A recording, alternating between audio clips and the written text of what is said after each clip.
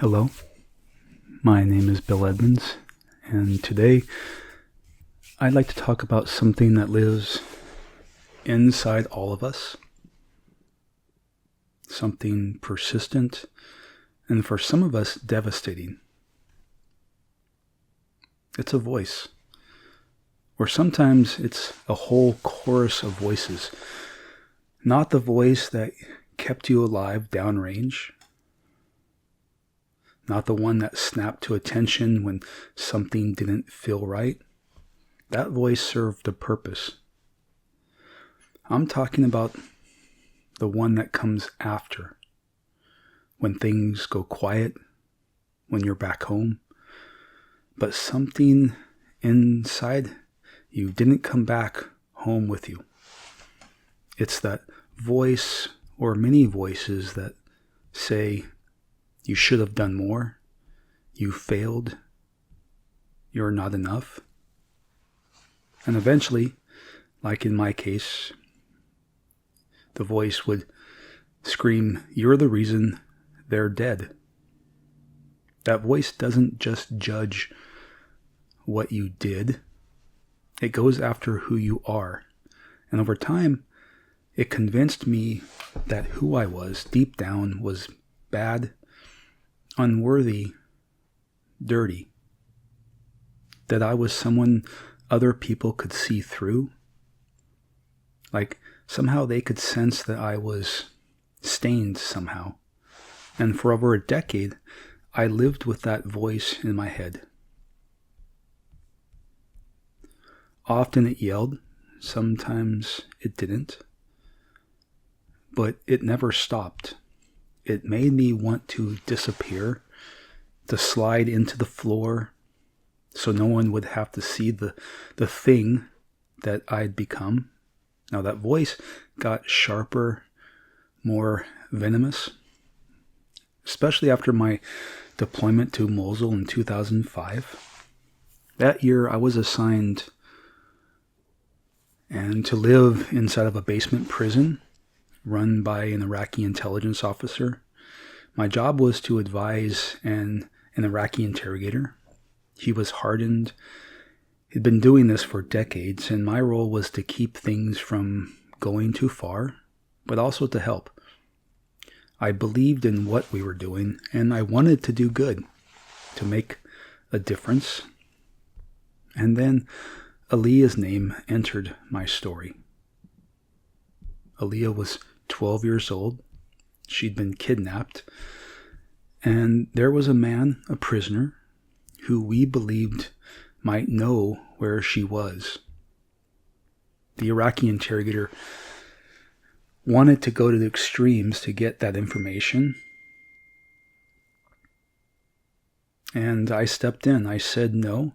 I argued that we didn't have enough. Our suspicions didn't justify what he was proposing, and I convinced him. And so the prisoner was released, and a few weeks later, we found Aaliyah, dead, naked. She'd been raped, her body wrapped in the reeds along the banks of the Tigris River. And in that moment, something in me shattered. That voice in my head, the one that had always been there in some form, it took the memory of that experience and it turned it into a sentence. You did this. You let him go. She died because of you. And this is now who you are. I didn't know it at the time, but that was the day I met moral injury in its full form. And from then on, the critic didn't whisper. It roared. That voice followed me home. It moved into my bedroom, into my morning coffee, and then in time, even into the silence of my meditation practice. It spoke in a language of shame and unworthiness. And over time, not living started to seem like it might be easier than living with that voice. But something inside me still wanted to live, to heal. And even though I didn't know how, I started looking. And eventually, I found a practice. That I had heard about but never really tried. It's called metta, or loving kindness. Now, if someone had walked up to me during that time and just said, just repeat some gentle phrases to yourself, I probably would have laughed. More likely, I would have gotten angry. But I tried it. At first, not with the big stuff, not with the memory of Aaliyah. That was too raw, too much. I started first with small things, little, almost trivial memories. Moments where I didn't mess up, where I wasn't a monster, and I practiced. Every day, I'd sit and whisper silently to myself, may I be safe. May I be kind to myself. May I trust the unfolding of this life. And I kept going. Sometimes it felt like nothing was changing. But slowly, like millimeters at a time, something started to shift. The voice got quieter. I kept building that muscle. The capacity to stay with myself. To hold what was hard without flinching. And after time, I was able to bring Aaliyah into my practice. The first time I did, it nearly broke me. I sat there. I said those same phrases, may I be kind to myself, with her memory right there in front of me. Here I was sitting down, and there was the memory, the smells, the bodily sensations, the sights.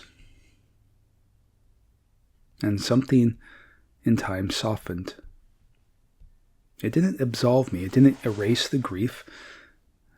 But it let me breathe again. It let me see the full truth that I wasn't evil. I was being human, doing the best I could in an impossible situation. Now, I still carry all of those memories, and I always will, but now they're not a weight anymore. Now they're actually fuel. They're why I'm here, why I do this work, and why I'm speaking to you. Because here's the thing. The critic tells us we're alone, that no one could possibly understand, but that's not true. If you're living with this voice, if you've got that shame, or whatever flavor that voice comes to you in, if it's there deep in your gut, you're not broken, you're not weak, you're just human, and you're not alone. And I'll tell you something else. Not everyone lives with this critic. Some people never had it, and some people, like me, lived with it for years, and then slowly, patiently, learned how to let it go. Actually, more accurately, it felt like the more I practiced, the more I could just meet the critic, that voice let go of me. And because, well, that voice isn't your fate. The most painful thing that the critic does is shut down our ability to reflect honestly. It takes the sacred questions like the one that the Buddha asked, what am I becoming as the days and nights fly past? Well, the critic takes that and turns them into a self-attack. Am I doing it right? Am I enough? What will they think of me? But there's another way. I stopped asking what's wrong with me, and I started asking what's needed right now.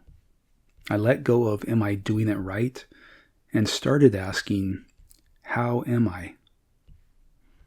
That's what opened the door to self-respect. to healing.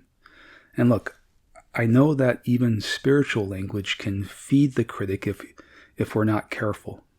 Words like strive, purify, transcend, they can turn into just more ways to feel like a failure. So I teach effort as devotion, not pressure. And freedom, I don't teach it like it's a place that we're trying to arrive to. It's not a place to reach. I teach it as something it's always already right here. It's our nature. So what do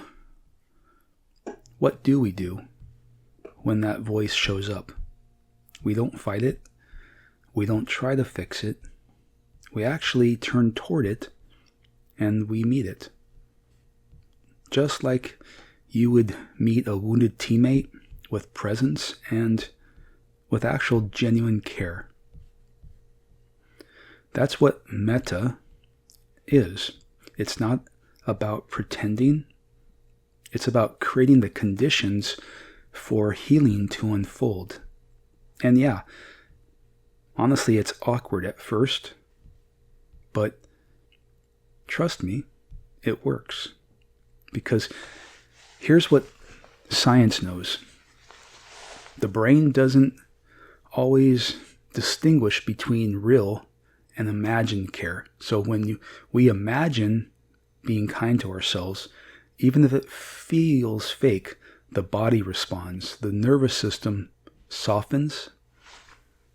The critic dissolves. And if practicing for yourself feels like too much, start with someone else. Start with the ones who perhaps didn't come home. Start with your buddy. Start with the medic who saw too much. Let your heart stretch wide enough to actually hold them, and eventually in time to hold you. This isn't about becoming someone better. It's about remembering who you already are. The critic may show up now and then, but you don't have to believe it. You don't have to obey it. You can meet it with warmth, with stillness. You can meet it with that quiet strength of someone who walked through hell and came back human. You aren't your critic. You're the one who hears it. You're the one who knows the way home. And I promise you, that is enough. So let's do a short, about 20-minute meditation on meeting this inner critic with genuine care.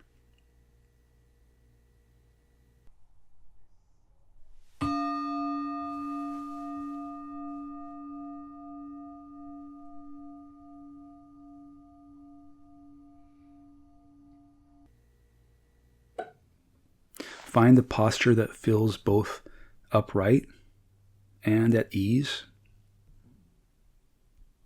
Just settle into a posture that reflects your mind and heart state right now. One that is both alert, yet relaxed, attentive, and yet allowing. Let the breath come and go naturally, not forcing it in any way.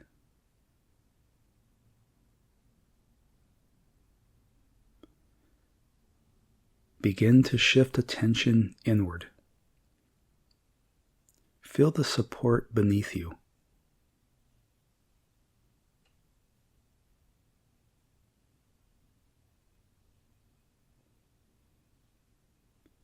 Let your body know it's safe to soften. Let your awareness gently drop into the present moment.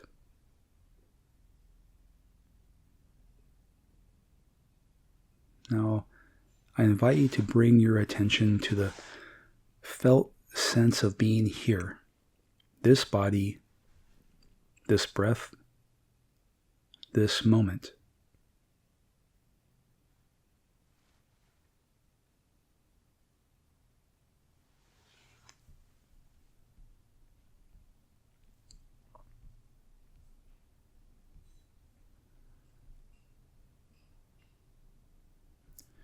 Without needing to change anything, simply begin by noticing, what is my experience right now?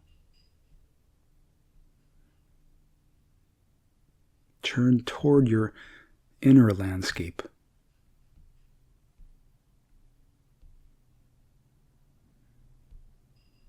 Is there a voice, an image, a sensation? Is there a tone of emotion? Is there something shaping how you're relating to this moment?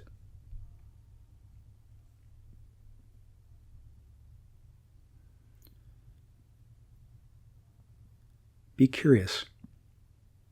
Notice if there's any background commentary, any internal narrative, judgment, expectation. Let it be known gently, without resistance. You're just becoming aware of what's here.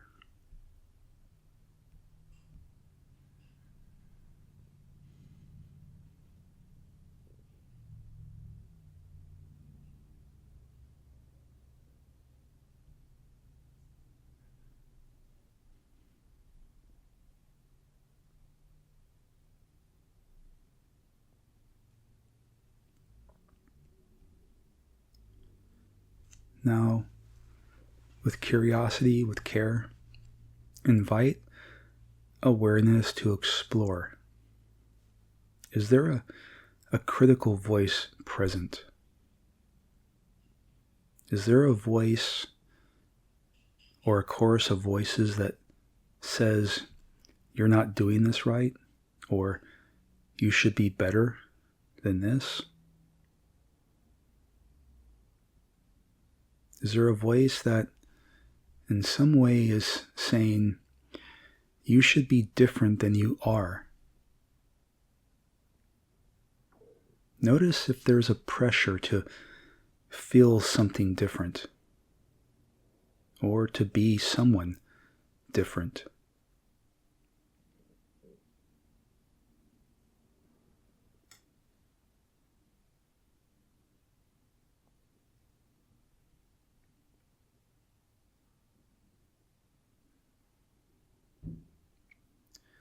Allow yourself to become aware of this inner atmosphere without needing to fix or analyze it. Simply recognize its presence. Feel it in the body. Where do you sense it most clearly?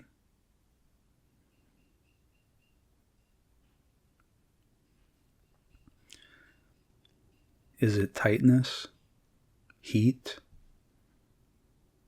collapse, energy? Does it move, stay still? Heavy, light? Let the body speak.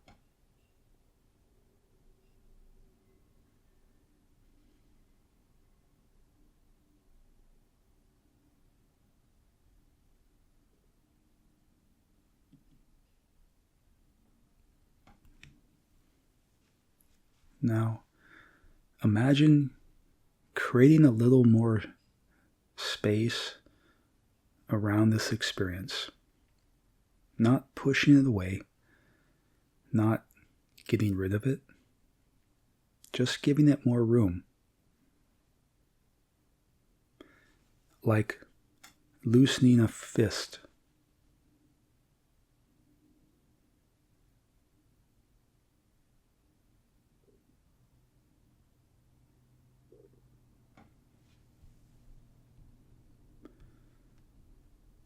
Let your awareness hold the inner critic the way a sky holds a passing cloud.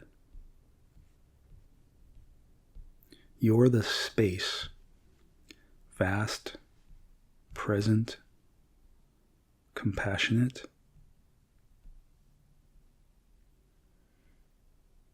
Breathe into that space now. Let the breath flow in and out through the area where you feel the critic most strongly.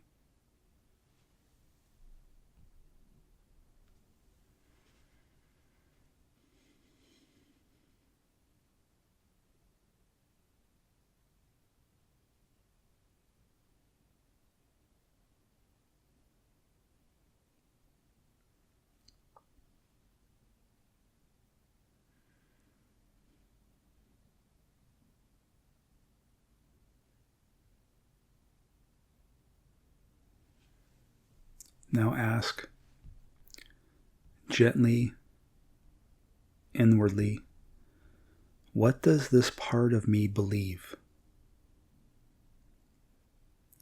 What is it trying to protect me from?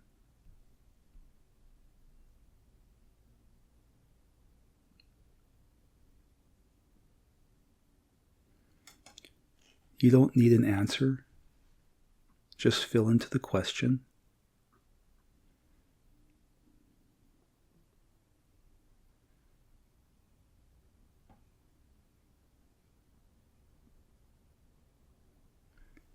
Let your curiosity be gentle, non-analytical. Stay connected to your body as you listen.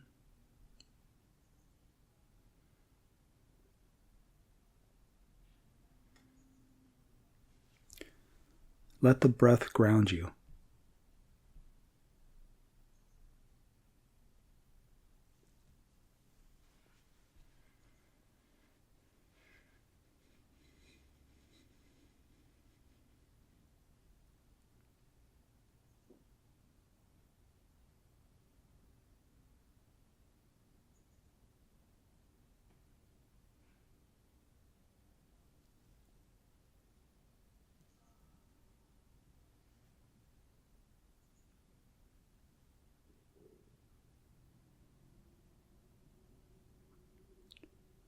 Now bring awareness to the kinds of questions that this critic often asks. Notice if the critic asks, am I doing this right? Or what's wrong with me? Without judgment, gently shift that question. Ask instead, how am I? Feel the shift in tone.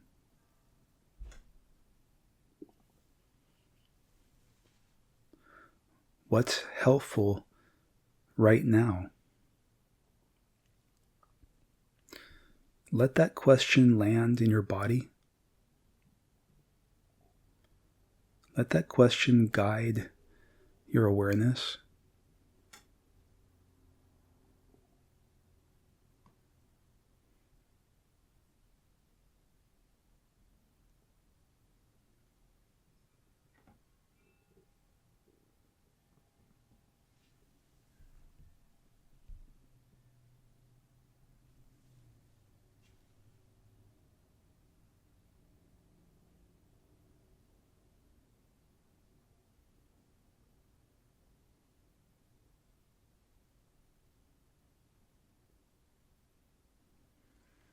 Now, begin to offer phrases of kindness. You're not trying to fix the critic, but to hold the critic with love. Silently whisper in the mind these phrases. May I be safe. May I be kind to myself. May I trust the unfolding of this moment.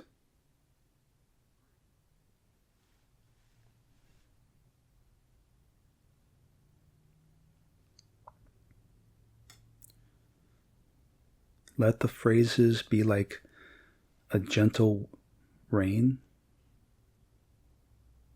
falling on all parts of your experience.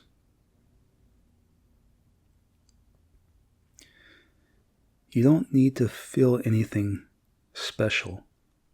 Just offer the words.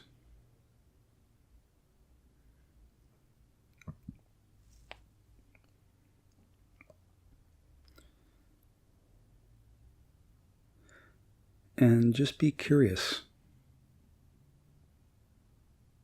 if the words echo in the body.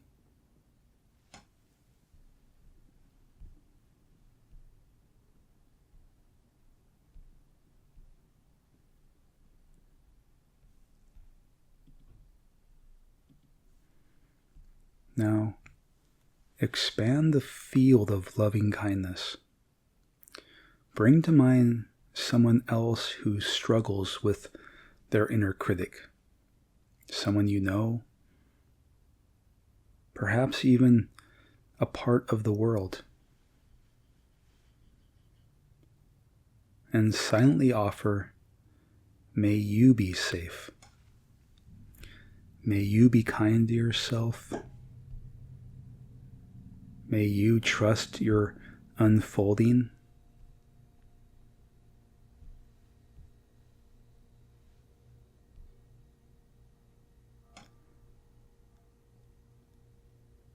And feel how directing compassion outward can open and soften the contraction inside. Let it flow both ways, outward and inward.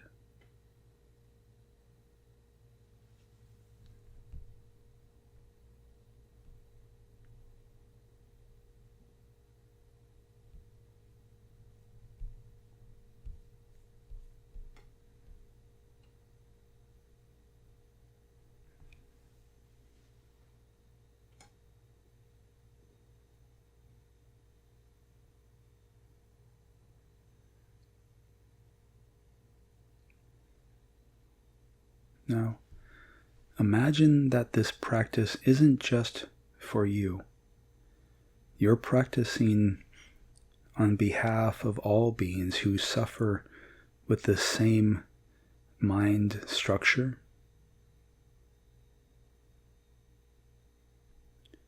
Feel your breath as a bridge, connecting you to the whole web of life.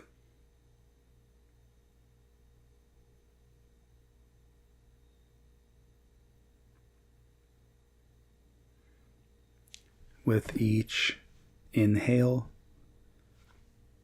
you're receiving compassion. With each exhale, offering compassion.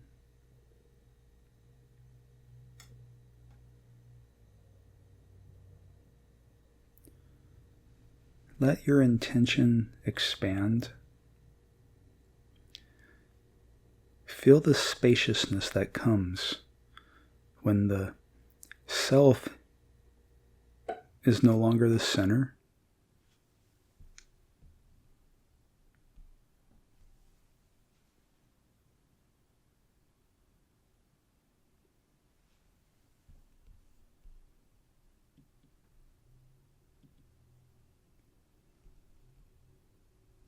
Now, let go of the words. Let go of any effort. Rest in the silence with no agenda.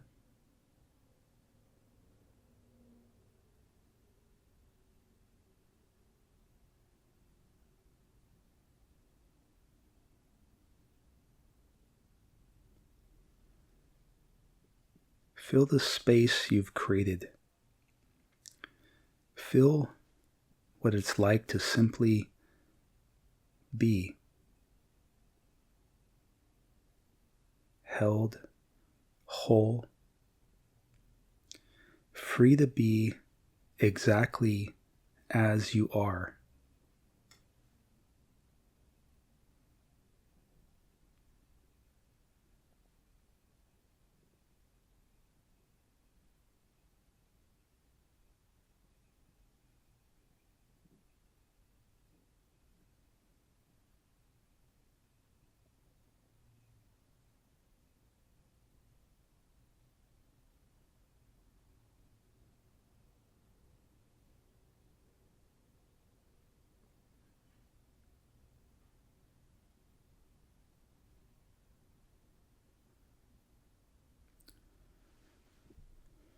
When you're ready, begin to deepen and lengthen your breath.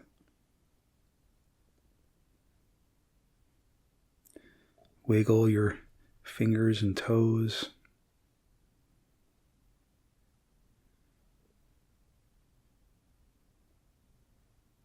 And slowly, gently open your eyes. And thank yourself for practicing.